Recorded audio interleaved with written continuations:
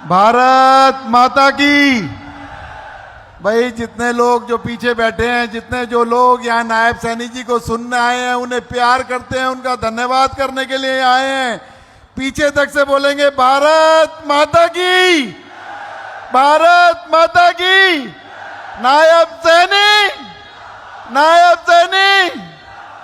आज यहाँ पर जो आपने देखा कि अब फरीदाबाद की भिन्न भिन्न संस्थाएं, भिन्न भिन्न समाज के लोग, 36 बिरादरी से आए हुए सभी गणमान्य व्यक्तित्व आज यहाँ पर मेरी मातृशक्ति, मेरे बुजुर्ग, मेरे नौजवान साथी जो यहाँ पर उपस्थित हैं, पत्रकार, छायाकार दोस्तों, सभी का बहुत बहुत स्वागत, बहुत बहुत अभिनंदन करता हूँ, सभी का बहुत बहुत धन्यवाद करता हूँ।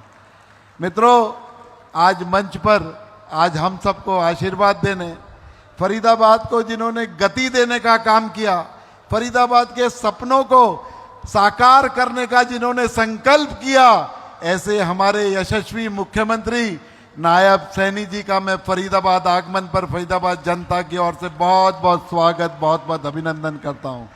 मित्रों, एक बार जोरदार ताली बजाकर नायब जी का स्वागत करो कि आप लोग नायब जी को कितना प्यार करते हो, कितना धन्यवाद करते हो। एक बार जोरदार, एक बार खड़े होकर सब लोग स्वागत करें नायब सैनी जी का।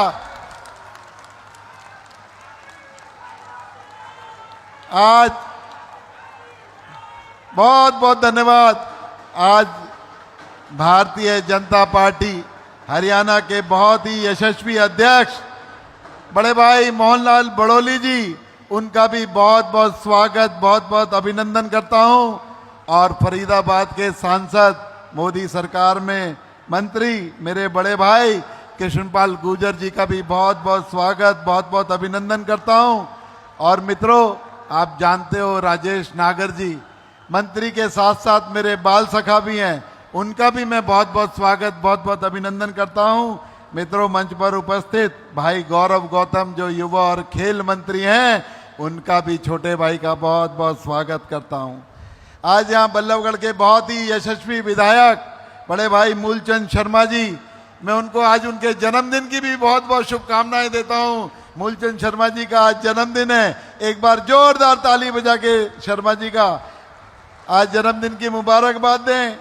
और यहाँ पर हमारे एनआईटी के बहुत ही यशस्वी विधायक भाई सतीश फागना जी, बड़कल से विधायक भाई धनेश अदलखा जी, और होडल से स्पेशल चल के आए भाई हरेंद्र राम रतन जी, और यहाँ पर हमारी फरीदाबाद की मेयर परवीन बत्रा जोशी जी, और बहुत ही युवा कर्मठ हमारे भारतीय जनता पार्टी के अध्यक्ष भाई पंकज पूजन रामपाल जी, आज उनका भी जन्मदिन है, उनको भी मैं जोरदार बधाई देता हूं, बहुत बहुत शुभकामनाएं देता हूं।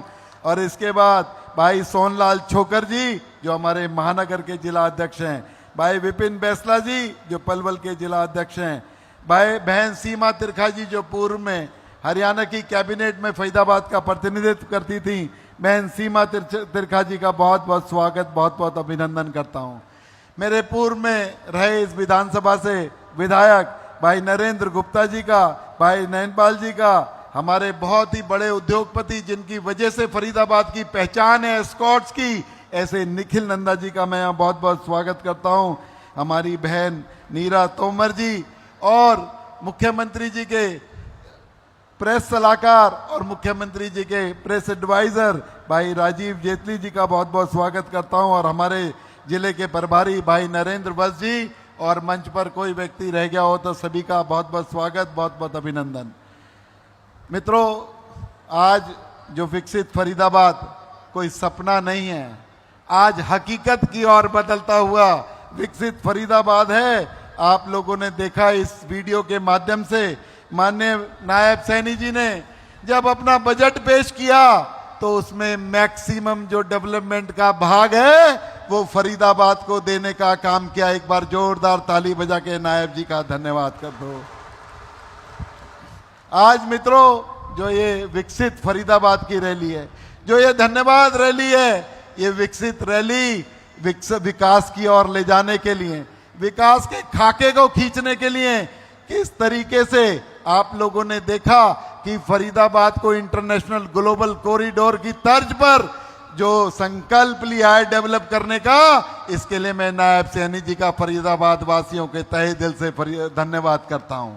मित्रों, जो आरआरटीएस की बात की, गुड़गांव से चलकर जो आरआरटीएस 62 सेक्टर से होती हुई आज ग्वालपाड़ी और बड़खल से होती हुई, बाटा चौक से होती हुई, जो मां अमृता माई हॉस्पिटल से होकर सीधी नोएडा के अंदर जाएगी, वो नोएडा और फरीदाबाद की और गुड़गांव की दूरी को बहुत कम करने का काम करेगी, हमारे उद्योग धंधों को बढ़ाने का काम करेगी, हमारे फरीदाबाद को वैश्विक पटल पर अपनी उपस्थिति दर्ज कराने का काम करेगी। और मित्रों, जो ग्लोबल कॉरिडोर है, जो ग्लोबल कॉरिडोर की जो बात कही है, वो जो जेवर एयरपोर्ट्स के साथ जो सीधा हमारी जो दूरी है, आज दिल्ली का एयरपोर्ट हमें 2 घंटे के अंदर पहुंचते हैं, लेकिन जेवर एयरपोर्ट जब हमारी रोड बनकर तैयार हो जाएगी 30 मिनट के अंदर पहुंचने का काम करेगी।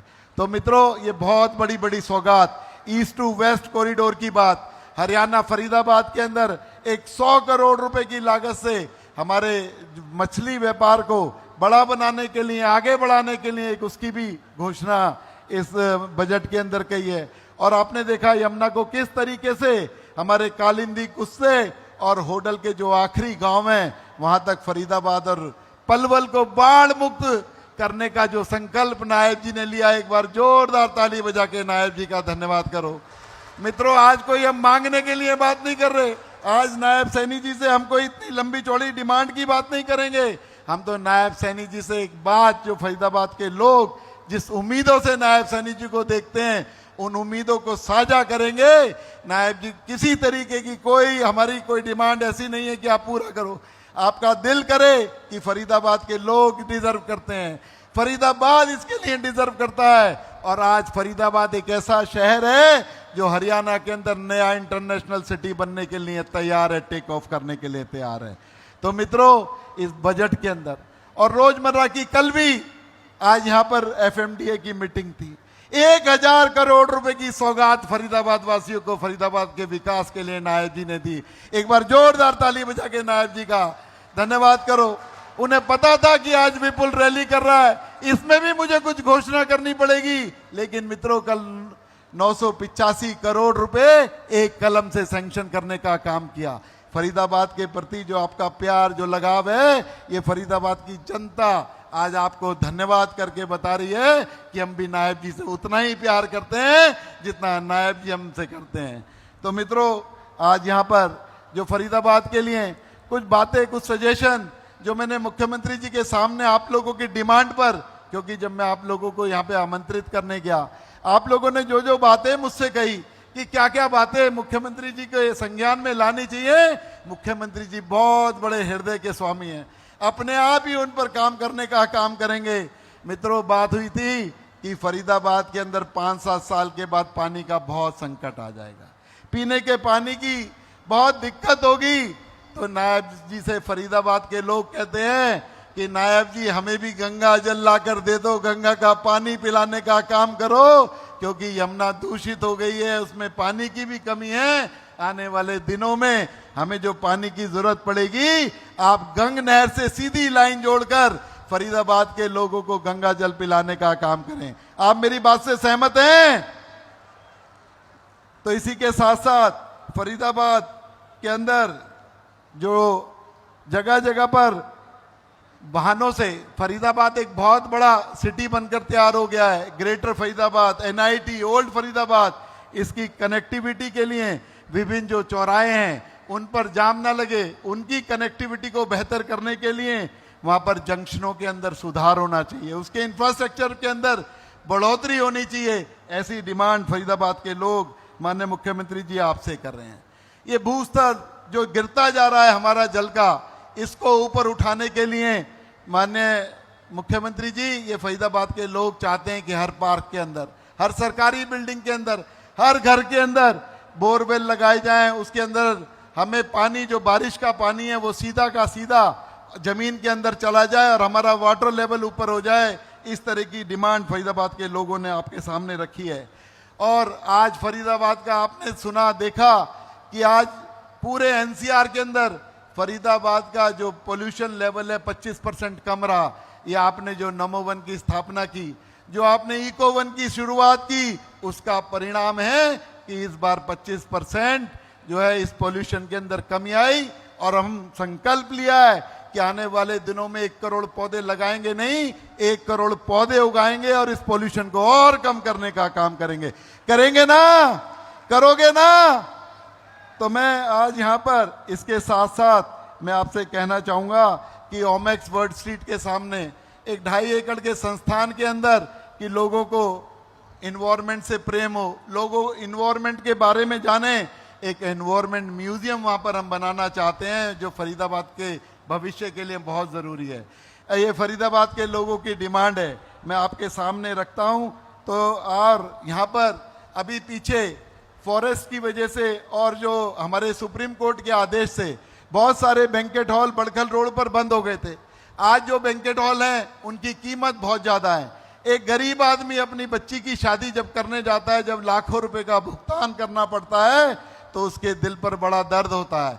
मैं आपसे निवेदन करूंगा सरकार की तरफ से 12 सेक्टर के अंदर एक बड़ा बैंकेट हॉल बना दें जो 1,50,000 के अंदर मेरे गरीब की बच्चियों की शादी हो सके, गरीब की बेटियों का विवाह हो सके।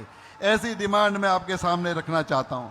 आज फरीदाबाद के अंदर आज शिक्षा जगत के लोग भी यहां पर बैठे हैं, लेकिन आज गरीब जो समाज के आखिरी छोर पर बैठा है उसके लिए आपने बहुत सारी योजनाएं बनाई हैं। 25% एडमिशन भी रिजर्व करे हैं, लेकिन केंद्रीय विद्यालय जो आज से 40 साल पहले खुले थे, आज फरीदाबाद बड़ा हो गया है। आज फरीदाबाद रोड के इस पार भी केंद्रीय विद्यालय की जरूरत है। मेरा हाथ जोड़ के विनती है कि हमारे फरीदाबाद के भविष्य के लिए केंद्रीय विद्यालय देने का आप हमारे ऊपर उपकार करें।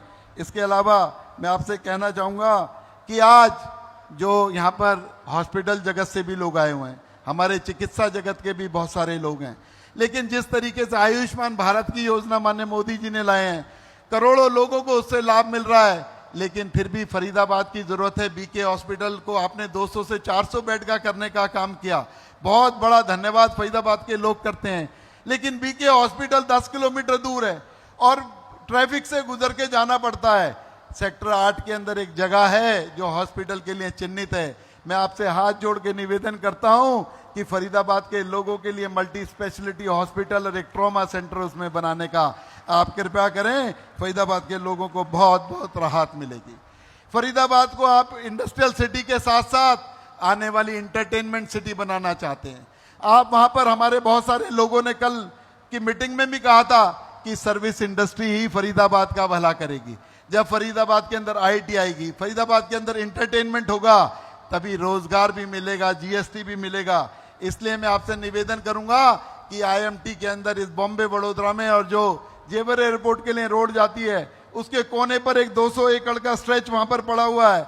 उस 200 एकड़ के अंदर अगर आप सर्विस इंडस्ट्री और इंटरटेनमेंट हब के रूप में उसे अगर डेवलप करेंगे तो फरीदाबाद अलग तरीके से उसकी पहचान होगी और फरीदाबाद के विकास को तेज गति मिलेगी। ऐसा मेरे आपके सामने निवेदन करने का काम कर रहा हूं। तो इसके अलावा फरीदाबाद के लोग आपने जब से संभाला है, खेलों के अंदर हम ज्योग्राफिकल तो 2% हैं, लेकिन जो किसानों की और जवानों की धरती थी उसे स्पोर्ट्समैन की धरती बदलने का काम नायब सैनी जी ने और भारतीय जनता पार्टी की सरकारों ने किया है। आज जब मेडल की बात आती है तो हरियाणा के लोग टोकरी भर के मेडल लेकर आते हैं। ये श्रृंखला, ये गति रुके ना, आगे बढ़ती रहे। इसलिए मैं मुख्यमंत्री जी निवेदन करूंगा, ये सामने टाउन पार्क है, इसके पीछे हमारा स्पोर्ट्स कॉम्प्लेक्स है, उसमें 100 करोड़ रुपए देने का काम करें कि आने वाले ओलंपिक में हम भी कोई मैच उसके अंदर करा सकें, उसे इंटरनेशनल लेवल का स्टेडियम बना सकें। ऐसी मेरी आपसे हाथ जोड़कर निवेदन है। और निवेदन, क्योंकि फरीदाबाद ग्रोइंग सिटी है, फरीदाबाद डेवलपमेंट की ओर जा रहा है, बहुत सारी डिमांड है, लेकिन हम ये, क्योंकि आप हमेशा कभी मना नहीं करते कि रैली के अंदर आए, हम इतनी और ज्यादा बातें, ये भी जो डिमांड रखी है हमारे सजेशन है, किसी तरीके का कोई ये नहीं है कि आप डिमांड करें, लेकिन हम, मुझे पता है कि आप फरीदाबाद के लोग आपसे और आप फरीदाबाद से बहुत प्यार करते हैं, इसलिए आपके सामने रखी है। आपका बहुत बहुत धन्यवाद। एक बार जोरदार तालियों से नायब सैनी जी का दोबारा धन्यवाद करें। भारत माता की। नायब सैनी नायब सैनी, नायब सैनी, बहुत बहुत धन्यवाद।